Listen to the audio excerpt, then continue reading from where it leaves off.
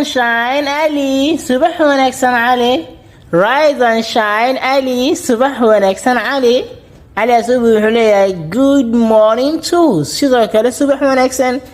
good morning to sidoo kale subax wanaagsan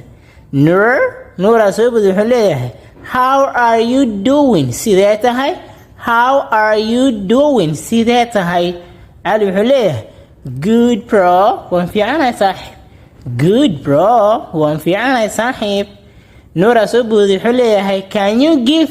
me siin kartaa information about warbixin ku saabsan your class fasalkaaga can you give me siin kartaa information about warbixin ku saabsan your class fasalkaaga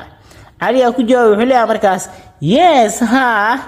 I can give you waan ku siin karaa yes I can give you ha waan ku siin karaa my class is good class fasalkaygu waa fasal wanaagsan my class is good class fasalkaygu waa fasal wanaagsan it consists of wuxuuna ka kooban yahay it consists of wuxuuna ka kooban yahay many students arday fara badan ayuu ka kooban yahay many students arday fara badan ayuu ka kooban yahay and my classmates ardaydan isku fasalka nahayna and my classmates ardaydan isku fasalka nahayna are polite pupils waa arday akhlaaq leh are polite pupils waa arday akhlaaq leh and they are silent wayna aamusan yihiin